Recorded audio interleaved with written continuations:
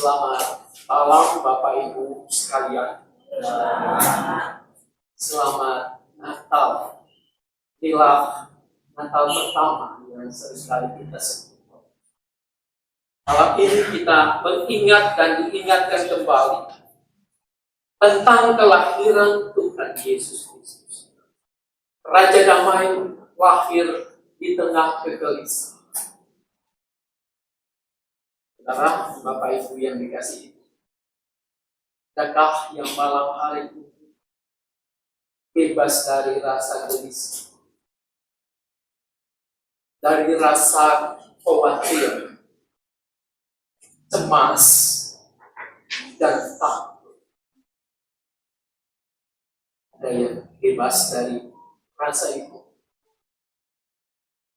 Kalau iya, puji Tuhan. Kita dituntun dari Advent pertama, kedua, ketiga, keempat tentang kegelisahan yang dialami oleh manusia, oleh kita semua. Fragmen cuplikan tadi di awal sesudah potong sampai setidaknya menggambarkan kondisi sebagian besar dari kita, dari teman-teman kita. Kalau Anda baik-baik saja pada hari ini, masih bisa makan sehari 3 tahun, masih cukup untuk kita bepergian ke mall, jalan-jalan. Kayalah, Anda merupakan sebagian kecil dari keseluruhan teman-teman kita, umat manusia yang pada hari ini merasakan. Aku tadi memerankan. Dan ini merupakan juga, saya kira, kenyataan. Saya berterima kasih kepada Apung yang boleh mempertontonkan kenyataan real kehidupan banyak orang saat ini. Saudara-saudara, bagi seorang ojol mendapatkan orderan merupakan suatu kegembiraan. Karena dengan demikian, yang mengantar barang atau mengantar orang, di belakangnya pasti ada imbalan, ada upah. Tapi terpikirkah oleh kita yang bukan sesama ojol itu, berapa duit yang bisa ia peroleh setiap hari? Semakin banyak orang berprofesi seperti ini, itu pertanda karena di sektor-sektor lain, bidang-bidang yang lain sangat sulit untuk mendapatkan penghidupan.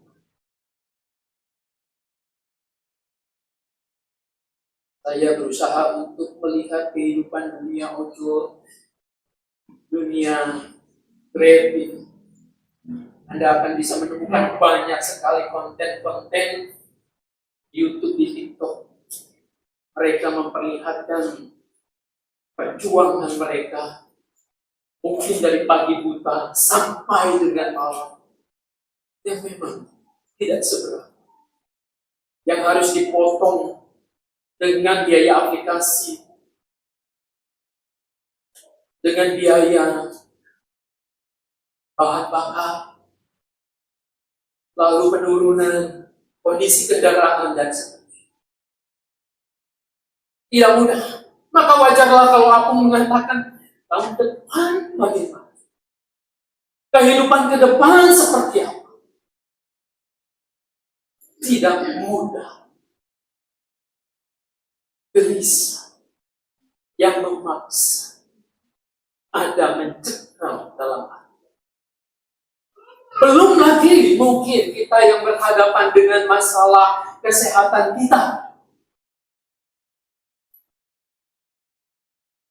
Saya menyebut Ibu Magdalena ini nggak apa-apa ya. Terima kasih hadir di sini. Kemarin kami ke rumah sakit mencoba untuk melawat dan berbagi bersama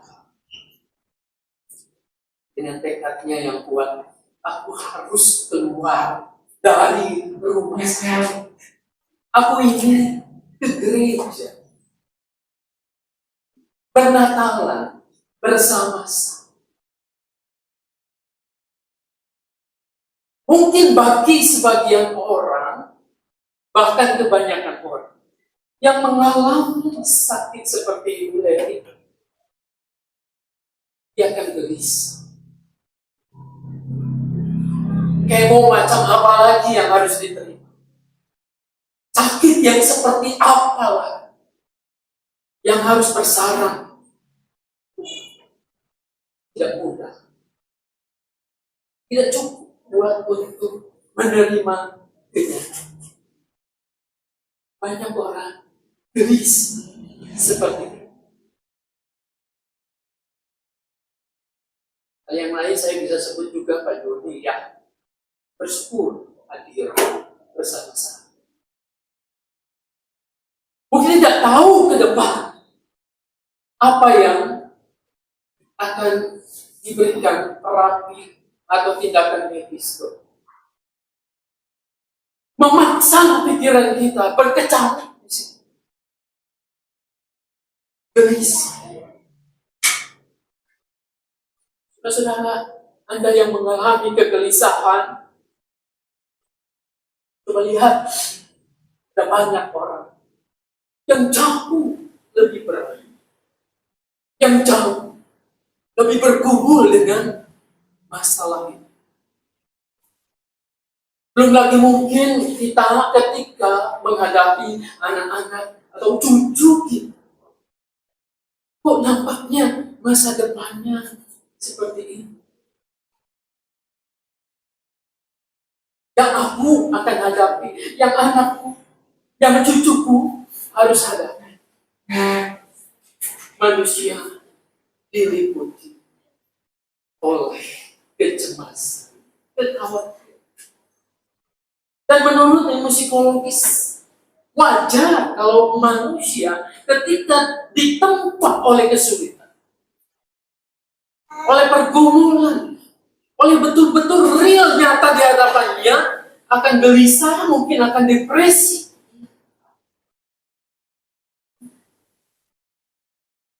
Apakah manusia dikalahkan dengan ini? Dengan kegelisahan. Saudara-saudara, masalah pokok manusia sebenarnya kalau kita membaca dalam berita Natal ini adalah soal ketakutan. Injil Lukas banyak berbicara tentang ketakutan. Bagaimana ketika Maria diteguhkan oleh malaikat itu? Jangan takut. Hari ini kita membaca pesan malaikat Tuhan datang kepada para gembala. Jangan takut. Saudara-saudara, bagaimana? Pesan ini juga menjawab kegelisahan Anda dan saya. Apakah jangan takut itu hanya sebatas pesan tertulis di sini? Apa itu relevan menjawab kegelisahan kita? Bapak Ibu yang dikasihi Tuhan, apa alasannya ketika malaikat Tuhan mengatakan jangan takut? Kita bisa membaca ayat 11. Ayat 11 di situ mengatakan, hari ini telah lahir bagimu juru selamat, yaitu Mesias Tuhan di kota Daud.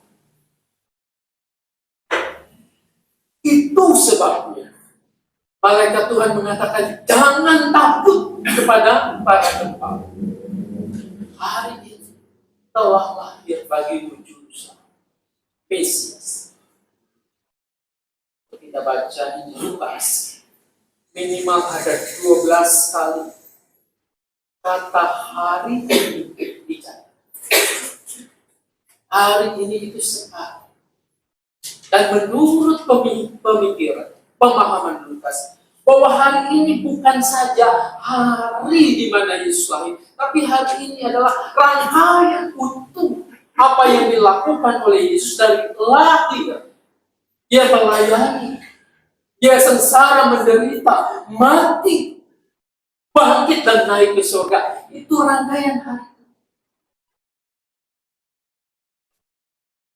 Jadi pesan ini menjawab kegelisahan. Kalau hati manusia itu berkenan, kalau Anda dan saya bersedia membuka seperti palung. Hari ini palungan ya. Palungan ada begitu banyak tafsiran. Oh iya, bukan seperti yang terdiri dari jerami yang ada di depan kita kayak begitu. Tapi ini seperti tempat untuk makanan ternak. Tidak kotor-kotor amat katanya. Namun saya bayangkan, walaupun demikian, tetap itu sepertinya tidak layak untuk kelahiran bayi yang baru lalu diletakkan di sana. Ini adalah wujud kesederhanaan, bahkan mungkin kehinaan di situ. Yesus mau hadir di situ. Di tengah-tengah katanya, Lukas menulis pada waktu Kaisar Agustus menjadi penguasa. Kontra sekali. Kaisar Agustus yang menyatakan diri sebagai anak Tuhan atau Tuhan sendiri, dengan kelahiran Yesus di sana. Kepalungan ini mestinya kita coba menggambarkan kondisi hati kita betapapun mungkin hati kita penuh dengan kepedihan, kepahitan. Yesus tahu, Yesus paham hatimu. Tidak ada yang tersembunyi di hadapan. Dia mau hadir di hatimu ketika engkau membukanya, memberi ruang, memberi tempat. Dan engkau percaya di situ. Dari mulai lahir, melayani, mati, menderita, dan bangkit naik ke surga. Rangkaian inilah yang diimani oleh kita. Yang membuat kegelisahan ini akan berangsur-angsur dapat kita kuasai. Betul, manusia tidak bisa melenyapkannya 100%. Tapi ia bisa mengendalikan. Saudara-saudara, Yesus yang akan menolongmu untuk mengendalikan kegelisahan, untuk menjawab ketakutanmu. Lalu hari ini, ke depan, aku mau bagaimana? Setoran ojol seperti apa? Minimal drama tadi menjawab menggambar. Dimulai dengan hati yang bersuka cita, yang mengimani bahwa Tuhan tidak tinggal diam. Nampaknya suara Ibu Fendi yang menyapa Koko Ondo. Tuhan bisa berkarya melalui siapa saja untuk memantapkan hubungan. Hati yang bergembira, yang bersyukur, setidaknya itulah sarana kita untuk menangkap rancangan Tuhan untuk menolong kita kehidupan yang lebih baik. Tuhan tidak pernah akan ada terjadi, saudara-saudara, ketika hati kita selalu dirasuki oleh kecemasan, mungkin negative thinking, overthinking. Kita tidak akan bisa melihat peluang yang Tuhan sediakan di sana. Ketika kita depresi dengan sakit penyakit kita, Keadaan bukan tambah baik, malahan tambah kacau. Bukan hanya kita, orang-orang yang dekat dengan kita pun akan tertular dengan itu. Saya bayangkan dulu ketika saya sakit di Turki, ketika saya overthinking, depresi luar biasa, yang terjadi adalah merembet, masalah menjadi semakin besar. Kendalikan, kuasa, buka hati kita, pasti ada maksud Tuhan. Dan aku akan berjalan terus bersamanya. Iman yang sudah aku terima, bahwa Kristus yang lahir itu, yang meninggalkan tahtanya di surga itu, pasti ada yang baik yang Dia sedang rencanakan untuk kita.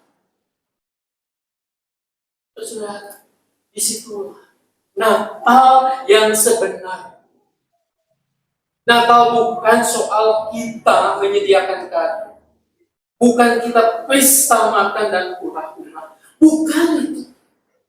Tapi Natal adalah belajar untuk mencerna, menerima kasih Tuhan, menyiapkan hati kita agar Dia lahir dan menguasai diri kita, agar kita bisa mengendalikan kecemasan, kekhawatiran kita, agar kita bisa menghadapi dunia ini dengan segala kenyataannya, tetapi tidak dengan pesimis, melainkan Tuhan Sang Terang akan menolong kita, akan memberkati kita. Biarlah Tuhan menolong kita memahami dengan baik. Natal ada di sini, di hati kita. Yesus lahir di hati kita untuk mengenyahkan kegelisahan kita. Tuhan Yesus memberkati. Amin.